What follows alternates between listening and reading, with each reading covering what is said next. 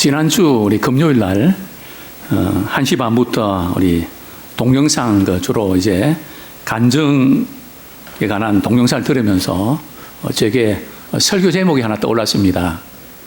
천국 갈 준비 되셨나요? 천국 갈 준비 되셨나요? 사실 이 제목은 제게는 굉장히 절실한 문제였습니다. 제가 중학교 때 학교에서 추산을 가르쳤습니다. 그래서 1부터 50까지, 아니 1부터 100까지 이 추산을 이렇게 놓으면 합이 얼마가 나오는지 아시나요? 추산 세대. 지금은 뭐 계산기 세대니까 잘 모를 수 있지만 1에서 100을 1, 2, 3, 4 이렇게 해서 100까지 더하면 어떻게 되는지 아세요? 그것은 수학으로 100일 곱하기 50 하면 되거든요. 그러니까 5050이 나옵니다. 늘 그거를 1에서 100에서 5050이 나와야 맞는데 그게 안 나오면 잘못 놓은 거거든요. 하루는 제가 이 추산을 놓으면서 인생은 태어나서 죽을 때까지 그 모든 것을 계산한다면 살만한 가치가 있는 걸까? 살아야 될 필요가 있는 걸까? 태어나서 유치원 가고 또 초등학교 가고 그때부터는 저희들은 매달 시험도 있고 저는 정말 이렇게 머리는 안 좋지만 열심히 했습니다. 한 달이 30일이면 저는 시험 공부를 마지막 시험 치는 그날만 쉬었고 그 다음 날부터 시험 공부를 했습니다. 부산의 그 영도 다리를 지나서 그 학교 왔는데 그 도서관에 제일 먼저 들어갔다가 제일 늦게 나오는 사람이 저였습니다.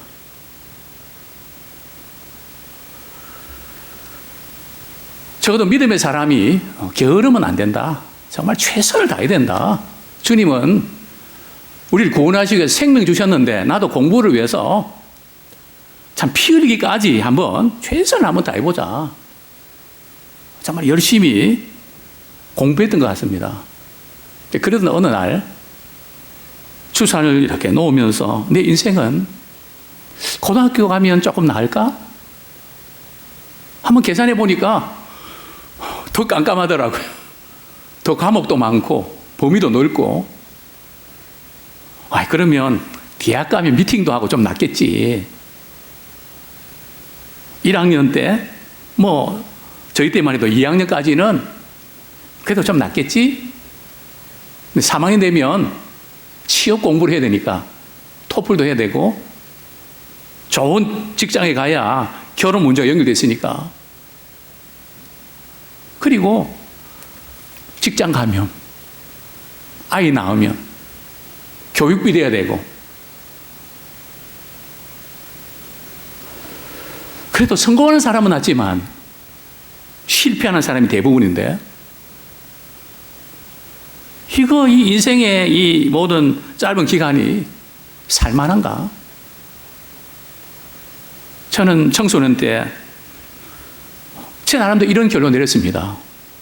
왜 사람들이 사는 거지?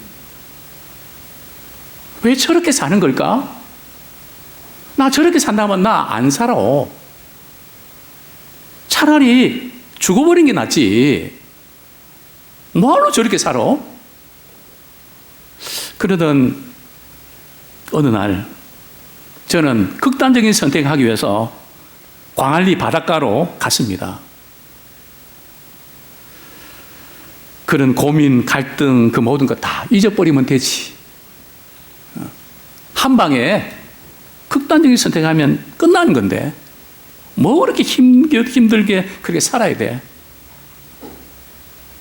그런데 이제 바닷가로 들어갑니다.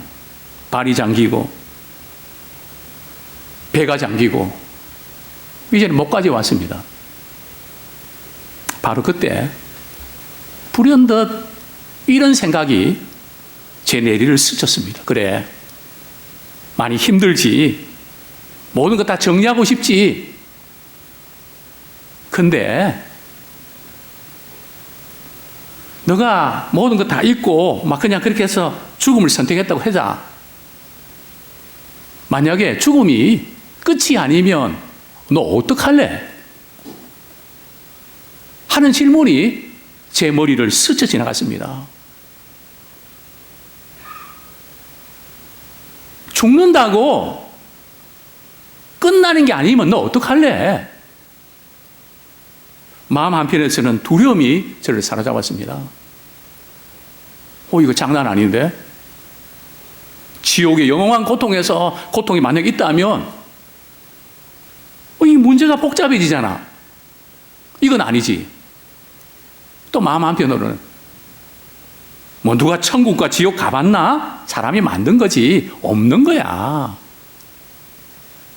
그런 게 어디 있어? 살기도 힘든데 그런 거 생각할 필요도 없다고. 그런데 너가 죽었다가 눈을 떴는데 만약에 거기가 지옥이라면 너 어쩔래? 돌이킬 수 있니? 없더라고요.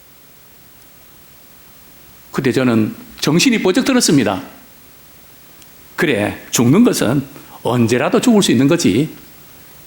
천국과 지옥이 있는지 확인한 다음에 죽어도 늦지 않아. 그리고 저는 지금 목회자가 됐습니다. 천국과 지옥이 있을까요, 없을까요? 그래서 제게는 천국과 지옥의 문제가 생명과 죽음과 연결되는 제게는 진지한 질문이고 실제적인 문제였습니다. 오늘 저는 말씀을 통해서 이런 도전 받기 원합니다. 천국 갈 준비가 되셨나요? 이 말은 또 어떻게 들으면 빨리 죽으라는 말인가? 그런 의미는 아닙니다. 또 나는 아직 살 날이 많았는데 이건 나와 거리가 있는 거야. 그것도 아닙니다. 젊은이나 나이 드신 분이나 아이나 어른이나 저는 목회하면서 소아암에 걸려서 그 어머니를 위로하면서 엄마 걱정하지 마. 나는 주님이 계신 천국에 가잖아. 나 때문에 슬퍼하지 마. 나를 위해서 기도해줘. 엄마도 믿음 생활 잘하다가 나랑 만나. 그런 그 아이들, 청소년들, 젊은이들, 나이 드신 권사님들, 장로님들, 그 많은 임종을 앞둔 그 많은 시간들이 소록소록 생각이 납니다. 사랑하는 성도님들이여, 우리는 천국 갈 준비를 하고 살아야 됩니다. 그건 나중에 할 수 있는 게 아니고요. 우리 천루역정이라는 그 책에 보면 세 부류의 사람이 나오는데요. 첫 번째 부류의 사람은 미련쟁입니다. 크리스찬이 말이죠. 영원한 생명을 위해서 이제는 우리 삶의 방식을 바꿔야 된다고, 그렇지 아니하면 위험하다고 그렇게 경고하지만 전혀 그것을 느끼지를 못합니다. 내가 이렇게 살면 앞으로 어떤 일이 벌어지는데 그 위험을 전혀 느끼지 못합니다. 그래서 미련쟁입니다. 두 번째 부류의 사람이 나옵니다.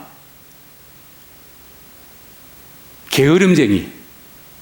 지금 내가 하는 게 너무 힘들고 어려우니까 이 문제 빨리 해결하고 이제 조금 시간 여유가 생기고 또 살만하면 그때 제가 믿음 생활 잘하고 이제는 천국 갈 준비를 할게요. 일종의 보류형 영격입니다. 이런 분들이 젊은이들 가운데 의외로 많죠. 게으름쟁이. 자다가 깰 때가 벌써 지났는데 여전히 영적으로는 깨어있는, 생명에 관련해서는 별로 관심이 없는, 그 다음에 세 번째 부류의 사람이 거드름쟁입니다. 예수 믿으면 다 천국 가는데 나 믿음으로 의롭다함을 받았다니까요. 나는 누가 뭐래도 천국 갈 확신이 있습니다. 그러면서 여전히 자기 방식으로 살아가는 사람. 이 세 부류의 사람들이 오늘 우리 자신은 아닐까요? 예수님께서 십자가의 죽음을 당하시기 위해 예루살렘으로 가셨습니다. 그때 어떤 사람이 예수님께 찾아와서 누가복음 13장 23절 24절에서 이런 질문을 합니다. 주여, 구원을 받는 자가 적으니까 그들에게 이르시되 좁은 문으로 들어가기를 힘쓰라.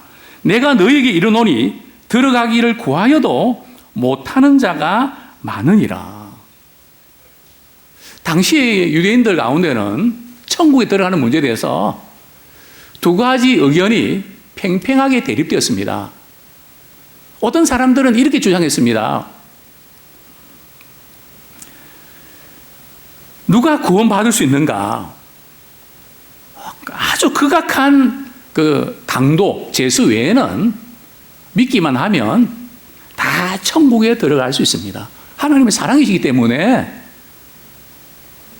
정말 못된 사람들, 정말 악한 사람들 딱 몇몇 빼고 다 믿으면 천국에 갈 수 있습니다. 뭐 이런 견해와 또 두 번째 부류는 구원을 얻을 수 있는 사람들은 아주 극소수입니다. 아주 그 숫자가 대단히 적습니다. 어떤 분들은 교회마다 다르지만 한 5%, 제자훈련 잘하는 교회 목사님이 한 5% 될 겁니다.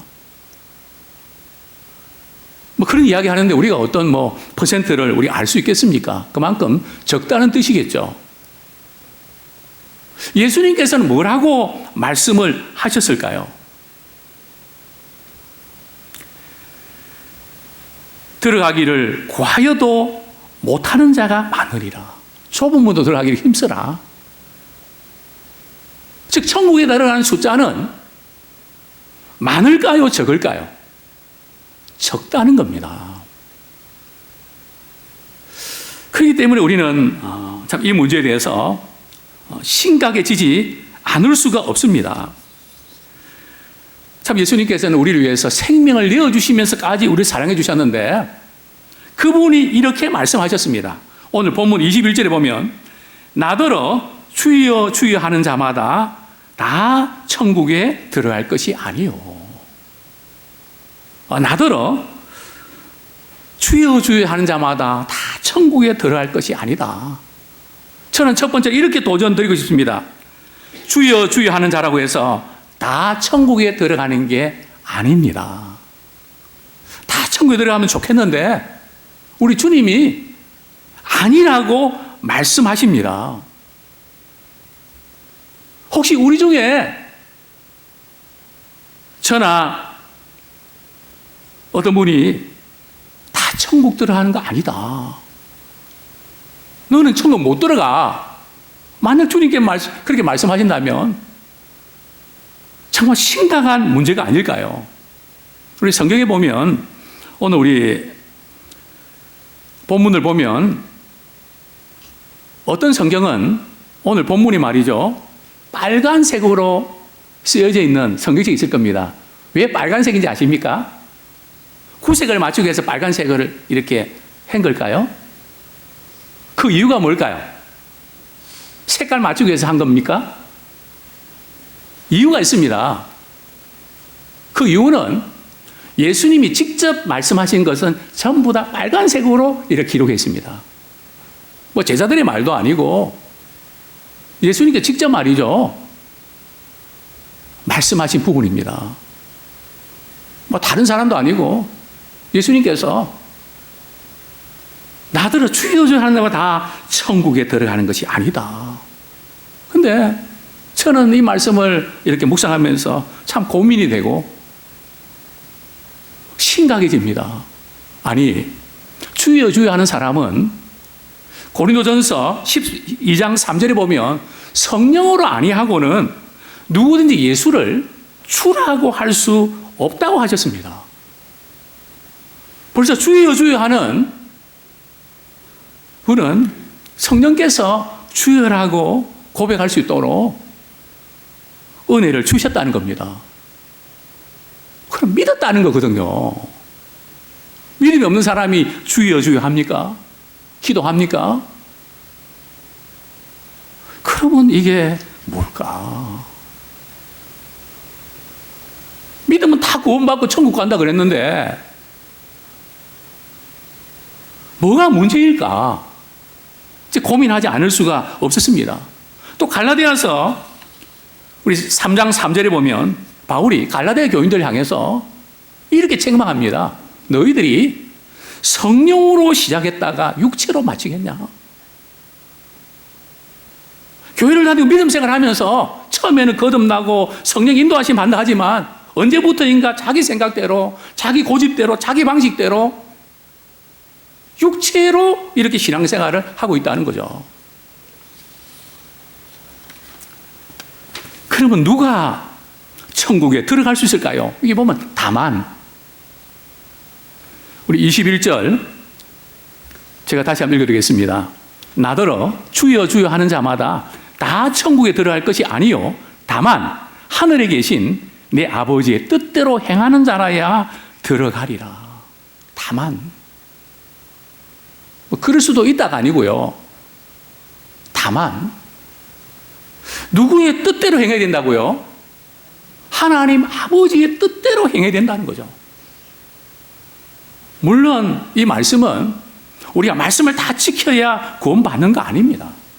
그럴 수도 없죠.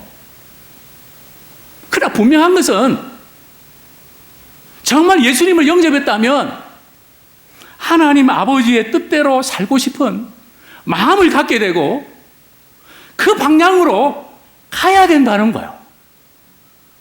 방향 자체가 아니라면 과연 내가 거듭났는지를 점검해 보셔야 됩니다. 천국 들어가지 못할 가능성이 상당히 높습니다. 왜요? 다만 어떤 일을 결정할 때에 차마 이렇게 하면 하나님 기뻐하실까? 고민조차 하지 않는다면 당연히 내가 생각하고 내가 판단하고 내가 결정해버리고 전혀 그것이 자연스럽다면 그건 아버지 뜻대로 사는 삶의 방식이 아니죠. 교회는 난 이거 믿는다고 하지만 자기 방식 그대로. 그래 예수님 뭐라고 말씀하셨습니다. 누구든지 나를 따라오려거든 어떻게 하라고요? 신앙의 ABC가 뭡니까? 자기가 그 와이프를 말하는 게 아닙니다. 남편 말하는 거 아닙니다. 내 자신을 부인하고 내 자신을 부인하는 게 뭡니까? 정말 예수님을 믿고 내가 십자가에 못 박힌 경험이 있다면 아직도 내가 살아있지만 늘 후회가 됩니다. 내 방식대로 살아가는 게 늘 후회가 되고 하나님 방식대로 살게 됩니다. 우리 그리스도인들은 어떤 방식으로 어떤 스타일로 살아야 될까요? 강남 스타일입니까? 우리는 예수님 스타일로 살아야 됩니다. 예수님은 항상 하나님이 기뻐하신 뜻대로 내가 항상 하나님의 기뻐하신 일을 행함으로 나를 혼자 두지 아니하셨다고 성경은 말씀하고 있습니다. 물론 우리가 부족해서 때로는 실수할 때도 많이 있죠. 그러나 항상 우리는 나침반이 북쪽을 가르치듯이 우리의 삶의 방향은 항상 하나님이 기뻐하시는 하나님의 뜻대로 살아가는 삶의 방식이 우리 삶에 세팅되어 있기를 원합니다. 인생도 설정을 잘해야 됩니다. 컴퓨터만 설정 잘 되는 게 아니라 우리 인생도 하나님 중심으로 세팅되어 있는 그런 우리가 되기를 소원합니다. 우리는 이 말씀을 좋아합니다. 우리 에베소서 우리 2장 한번 보겠습니다. 에베소서 2장 8절이죠. 에베소서 2장 8절 우리 같이 한번 읽겠습니다. 시작. 너희는 그 은혜에 의하여 믿음으로 말미암아 구원을 받았으니 이것은 너희에게서 난 것이 아니요 하나님의 선물이라. 우리는 분명히 은혜에 의해서 믿음으로 말미암아 구원을 받았습니다. 분명히 우리는 믿음으로 구원받는 건 맞습니다. 그럼 문제는 그 믿음이 어떤 믿음인가? 다 믿는다고 하지만은 성경은 내가 생각하는 믿음이냐 성경이 말씀하는 믿음인가? 그것을 우리가 바로 알아야 됩니다. 내 식으로 믿는 게 아니라 주님 식으로 믿어야 됩니다. 성경이 말씀하신 대로 우리가 믿어야 됩니다. 은혜로 인한 믿음으로 말미암아 구원을 얻었나니 행위에서 난 것이 아닙니다. 아버지 뜻대로 행해야 된다. 그러니까 이걸 또 강조하다 보면 그건 율법주의고 그것은 은혜를 망각하고 은혜를 무시한 거다. 그거 아닙니다. 우리 여기에 머물면 안 되고요. 10절 말씀. 구원해 주신 목적이 있단 말이죠. 은혜를 주신 목적이 있다는 거죠. 우리 10절 말씀 같이 읽겠습니다. 시작.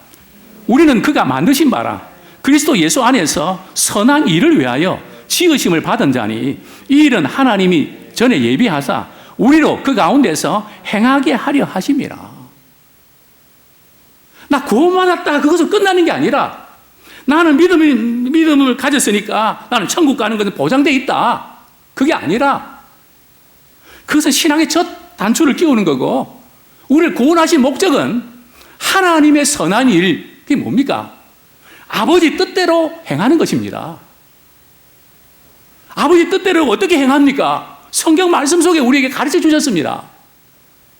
그 하나님의 말씀에 순종하는 것입니다. 행하게 하려 우리를 구원하셨다는 거죠. 우리는 이 말씀은 우리 무시합니다. 압니다. 구원하신 목적을 놓치지 않았는가 우리는 다시 한번 돌아보는 우리가 되기를 소원합니다. 저와 우리 성도님들 삶의 방식은 어떻습니까? 다시 본문 돌아갑니다. 넓은 문입니까? 좁은 문입니까? 그것을 어떻게 우리가 알 수 있습니까? 그래서 우리는 나는 집사고 나는 평신도고 그래서 주일날 교회에 나가서 예배드리고 한두 가지 봉사하고 그래 월요일부터 토요일까지 열심히 또 이렇게 직장에서 일하고 참 그게 우리의 삶의 방식 아닙니까?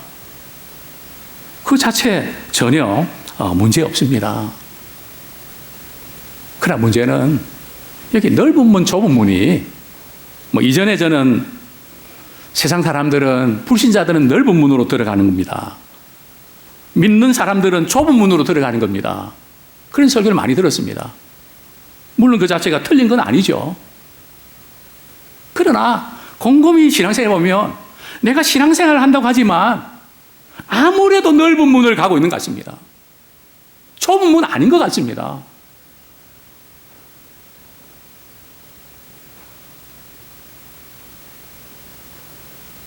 도대체 넓은 문, 좁은 문 차이가 뭘까요? 뭘 가지고 넓은 문, 좁은 문이라고 우리는 말씀할 수 있을까요? 우리 다시 한번 성경 본문을 한번 보겠습니다. 마태복음 7장 13절, 14절 읽겠습니다. 좁은 문으로 들어가라. 멸망으로 인도하는 문은 크고 길이 넓어 그리로 들어가는 자가 많고 생명으로 인도하는 문은 좁고 길이 협착하여 찾는 자가 적음이라. 좁은 문, 넓은 문의 특징이 뭡니까? 넓은 문은 길이 넓고 들어간 자가 많다는 거죠. 좁은 문은 좁고 길이 협착하다. 무엇에 의해서 좁은 문, 넓은 문으로 갈라지는 걸까요?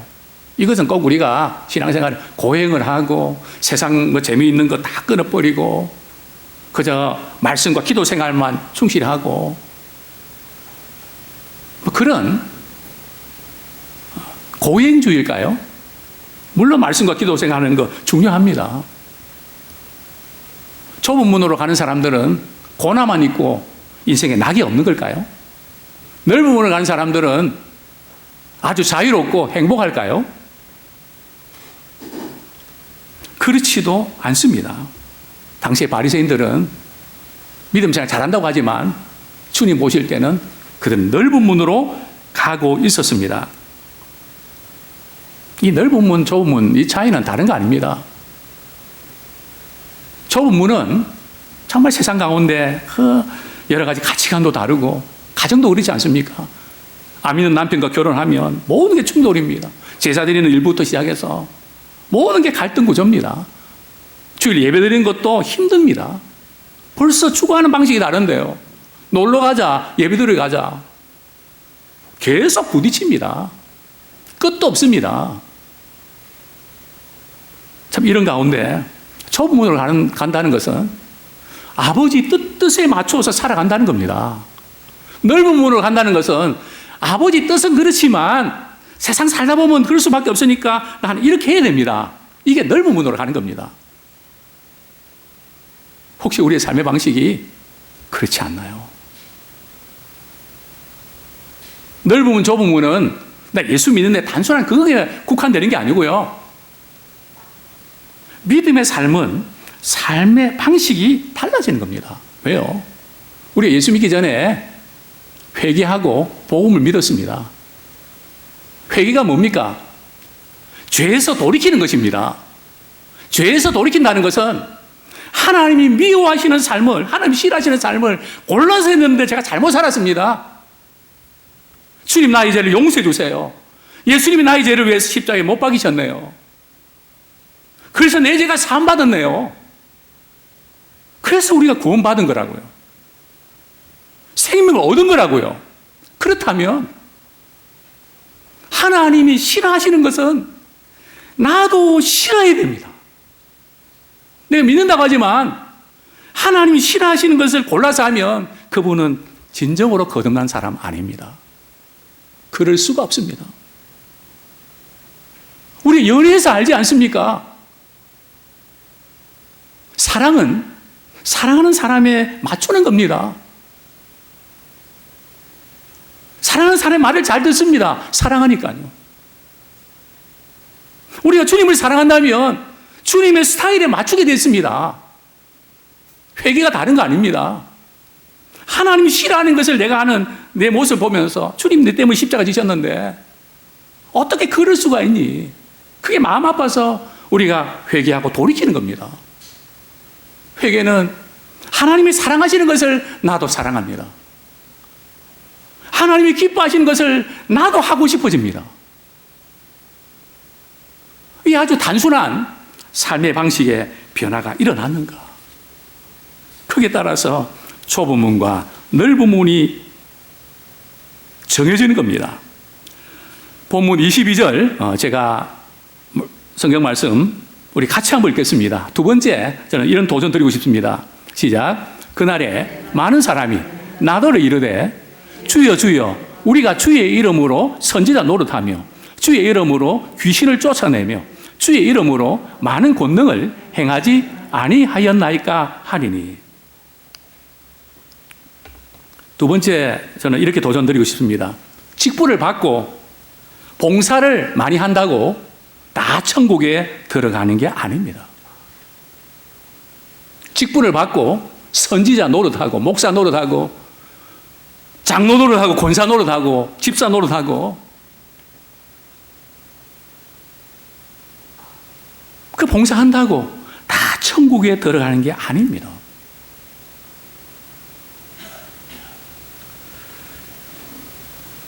오늘 보면 그날은 어떤 날입니까? 세상 끝나는 날입니다. 주님이 다시 오셔서 세상을 심판하신 날입니다. 어떤 분은 그런 이야기 합니다. 하나님은 사랑이신데 우리가 힘들게 사랑하는 거 다 아는데 봐주시지. 설마 우리를 지옥에 보내겠냐고. 물론 예수님 초림 때는 우리를 구원하시기 위해서 오셨습니다. 다시 오실 때는요, 예수님 심판하시기 위해서 오십니다. 이 세상에 살아가는 동안에 믿을 수 있는 모든 것 다 주셨습니다. 은혜를 다 주셨습니다. 그러나 우리는 거부했습니다. 우리의 삶의 방식을 고집했습니다. 크게 따라서 우리 하나님은, 우리 주님은 심판하십니다.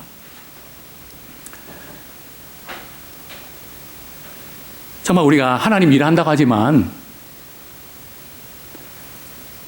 지옥 갈 수 있는 사람도 있다는 것입니다. 근데 중요한 것은 말이죠. 주의 이름으로 선지자 노릇하고 목회자 노릇하는 거 아닙니까? 목사라고 다 천국 갑니까? 바울도 내가 다른 사람의 복음을 전파한 후에 내가 버림받을까 봐 두렵다고 했습니다.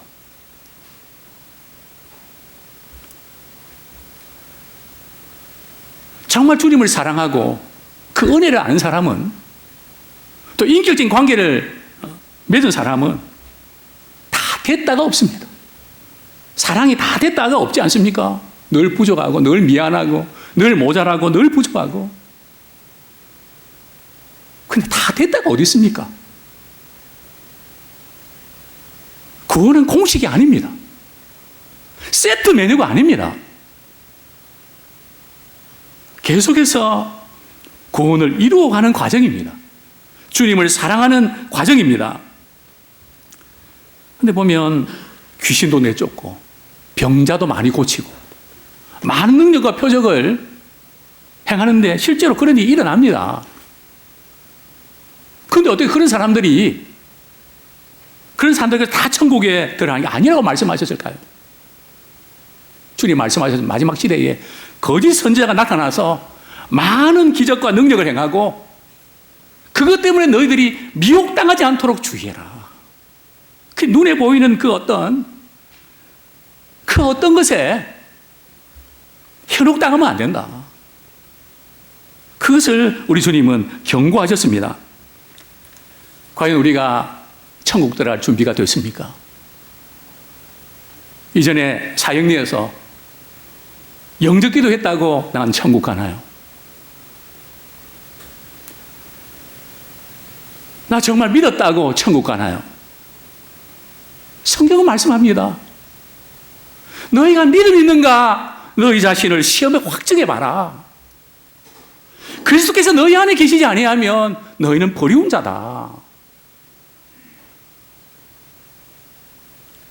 늘 우리는 그리스도 안에 있는지 그리스도 밖에 있는지 점검을 하셔야 됩니다.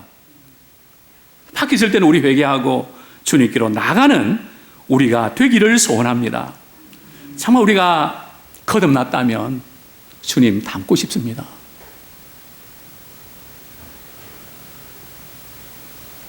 그래서 우리의 삶의 방식이 주님의 기뻐하시는 모습으로 한 걸음 한 걸음 나가는 것입니다.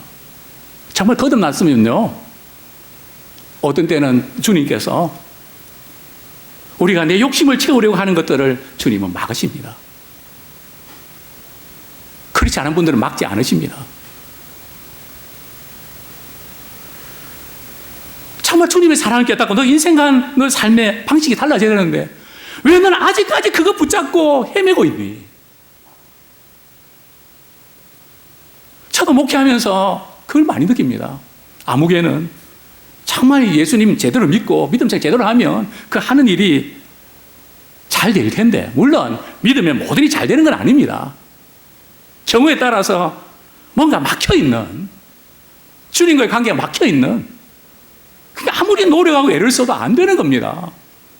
사실 그분에게는 주님께서 안 되게 하시는 게 은혜입니다. 그걸 깨닫고 주님께로 돌아오는 사인입니다. 분명히 주님은 그게 아니야, 이게 더 좋은 거야. 그러나 우리는 아이들처럼 나 이거 먹고 싶다고, 이거 사고 싶다고 고집하는 그런 우리의 모습은 아닌지. 그렇습니다. 계속해서 우리는 하나님이 기뻐하시는 삶의 모습으로 우리는 나가는 그것이 분명해지기 원합니다. 우리 인생은 죽음으로 끝나는 게 아닙니다. 한 번 죽는 것은 다 정해져 있는데요, 주님 다시 오실 때 죽은 시체들이 다 살아날 것입니다.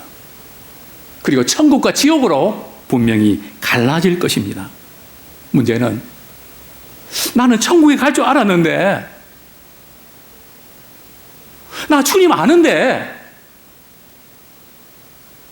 주님은 나를 몰라 주신다면 어떻게 할까? 내가 주님의 이름으로 이렇게 많은 일을 하고 그랬는데 주님이 나를 모르신다고 하면 어떻게 할까? 우리 본문 23절 우리 같이 한번 읽겠습니다. 시작. 그때 내가 그들에게 밝히 말하되 내가 너희를 도무지 알지 못하니 불법을 행하는 자들아 내게서 떠나가라 하리라. 이 사람은 분명히 주님을 압니다. 주의 이름으로 선지자 노릇도 했습니다. 많은 병자도 고쳤고 귀신도 쫓아내고 많은 능력이 나타났습니다. 분명히 주님께서 쓰셨습니다. 근데 마지막 날 주님 앞에 섰을 때에 우리 주님은 나는 너를 도무지 알지 못한다. 좀 알 것 같은 데가 아니라 도무지 알지 못한다. 그것도 밝히 말씀하셨습니다. 이게 얼마나 충격입니까? 또 누가복음에 보면 이런 말씀이 나옵니다. 집주인이 문을 닫아버렸습니다. 천국 문이 닫혔습니다. 밖에서 문을 두드립니다.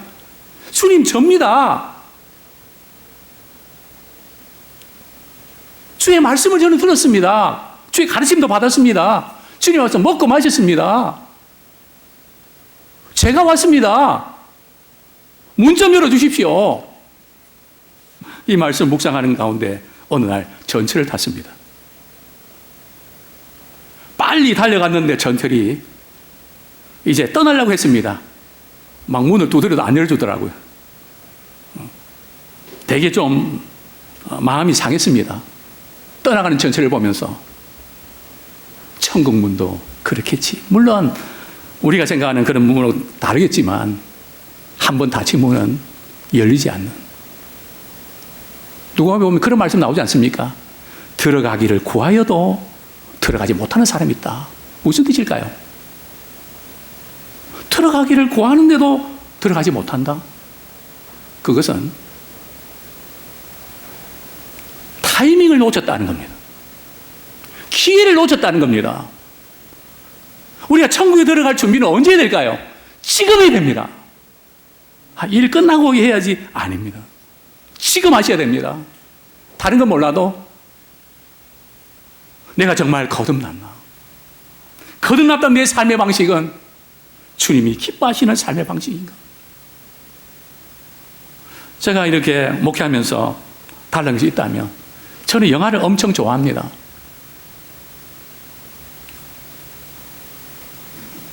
또 머리가 복잡하고 이럴 때 저는 주로 전쟁 영화를 좋아합니다. 뭐 울고 이런 거는 제가 평소에 제가 많이 이렇게 울기 때문에 그것은 힘듭니다. 막 액션 영화 뭐 그런 걸 좋아합니다. 근데 좋아하는 그 마음이 완전히 없어진 건 아닙니다. 근데 우선순위가 다른 것이 중요하기 때문에 지나가 보면 1년에 영화 한 프로 정도 보나요? 저는 이전에는 한꺼번에 3%도 보고 그랬습니다. 세계 동시 상영. 너무너무 좋아했습니다. 주님이 기뻐하신 일이 기다리고 있기 때문에. 사랑하는 성도님들이요. 참 우리가 우리를 이렇게 재미있게 하고 참 그런 거 많습니다. 그거 다 포기하고 살아라. 그러면 좀 잔인하게 느껴지는 분도 있을 겁니다. 그러나 우리는 그것보다 주님을 사랑하고 주님이 기뻐하시는 거기에 초점 맞추며 살아가기 원합니다. 우리가 직장일을 하고 우리 가정에 자녀들 키우고 참 쉽지 않은 삶을 살아가지만 그 모든 것이 우리 주님을 기뻐하시는 삶의 방식. 내가 직장에서든 어디든 내 스타일이 아니라 주님의 스타일이 나오기 원합니다. 오늘 우리의 문제는 다른 데 있는 것이 아니라 주님을 믿는다고 하지만 스타일이, 삶의 방식이 바뀌지 않았습니다. 세상 사람들과 다른 게 별로 없습니다. 이전에 지금 중국에서 나병 환자들을 치유하는 어떤 선교사님, 그 중국 정부도 감당하지 못하는 그 일들을 하고 계셨습니다. 그분이 새벽 기도를 인도하시면서 그 말씀 주셨습니다. 개성공단에 한참 일을 할 때에 거기 아침에 새벽에 새벽 기도 드리는데 거기는 예수 믿는 사람들 가운데 똑똑한 분들이 참 많았습니다. 근데 설교를 하면서 느끼는 것은, 목사님, 아침 시간에 나와서 예배는 드리지만 삶의 방식은 똑같습니다. 하나도 다른 게 없습니다. 무늬만 그리스도인입니다. 그들 뿐일까요? 우리 역시 그렇지 않습니까? 예수를 믿고 믿음 생활로 직분받았지만, 수십 년간 신앙생활 했지만 아직도 자기 방식에 사로잡힌 이 부분, 이제 철저하게 주님 앞에 회개하기 원합니다. 주님은 그것 때문에 십자가 지셨습니다. 왜 그 삶의 방식이 바뀌지 않습니까? 안 바뀔 수가 없습니다. 주님이 나를 위해 생명을 주시면서 거기서부터 구원해 주셨는데 아직도 그 삶의 방식을 붙잡고 있다고요. 물론 약해서 그렇게 살아갈 수 있습니다. 그러나 우리는 적어도 그게 아닌데, 그렇게 살면 안 되는데 정과 욕심을 십자가에 못 박고 이제는 주님으로 다시 하나님이 기뻐하시는 삶의 방식 살기 원합니다. 이렇게 살다가 끝장나지 않기 원합니다. 남은 생에 정말 주님이 기뻐하시는 방식도 살다가 단 하루를 살더라도 주님 위해 살아야죠. 정말 내 중심 십자가에 못 박고 이제는 나에게서 주님이 기뻐하시는 그 일이 하나하나 증폭되고 어느 날 내 안에 사는 것이 그리스도니, 이제는 내가 사는 것이 아닙니다. 그리스도께서 내 안에 사신 것입니다 하는 고백이 우리의 고백이 되기 원합니다. 이제 우리 동영상 좋아하는 것과 사랑하는 것의 차이라는 그 동영상을 잠깐, 우리 몇 번짜리인데요, 한번 보겠습니다.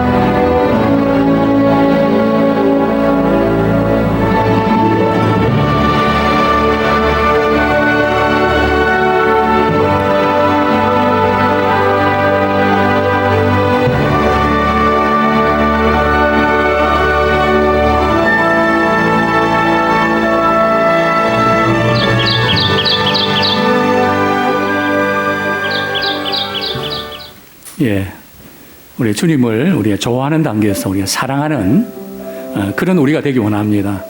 예, 오늘 오신 분들 동영상 제가 카톡으로 보내드리겠습니다. 이 시간 말씀 붙잡고 참 강한 메시지인데 그 중심은 아실 것입니다. 정말 우리가 천국 가야 되는데 또 이 세상에서 천국의 삶을 재현해야 되는데 나를 보면 천국이 어떤 곳인지 우리 가족들에게 또 주위 있는 사람들에게 나누어야 되는데 아직도 믿지 않는 우리의 아들, 딸들, 우리 사랑하는 형제들, 저는 늘 고민입니다. 우리 형제들 가운데 누구는 아직도 믿지 않는데 그래서 지옥 가면 어떡하지?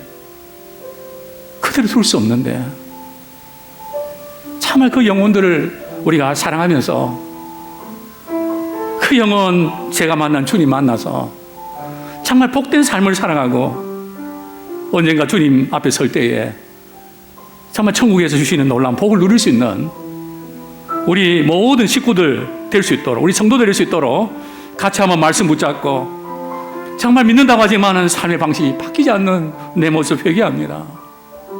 주님 정말 허덕거리면서 살아왔습니다. 주님 제게 믿음 주십시오. 엄두도 내지 못하는 우리의 모습들 주님 아십니다. 그러나 주님 방식대로 살아가려는 마음을 가지고 나갈 때 주님께서 살아갈 수 있는 힘을 주실 줄 믿습니다. 이 시간 말씀 붙잡고 회개와 결단의 기도 드리겠습니다. 하나님, 부족하고 연약한 저희들을 무식한데 이처럼 사랑하여 주셔서 정말 지옥의 영원한 형벌 가운데 빠져서 죽을 수밖에 없었던 저희들을 살려내 주셨던 아버지 하나님,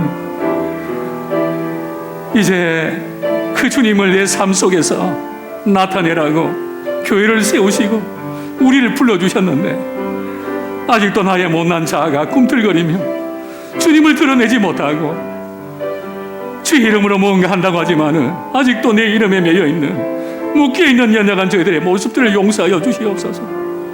아버지 하나님, 정말 진정으로 거듭나기를 소원합니다.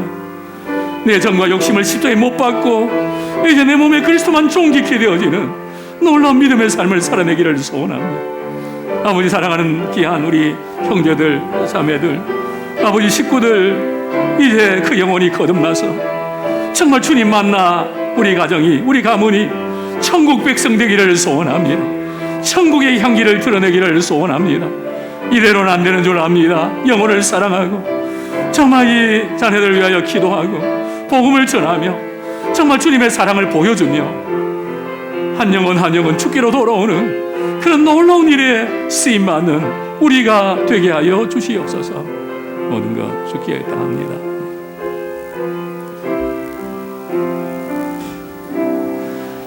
찬송가 우리 492장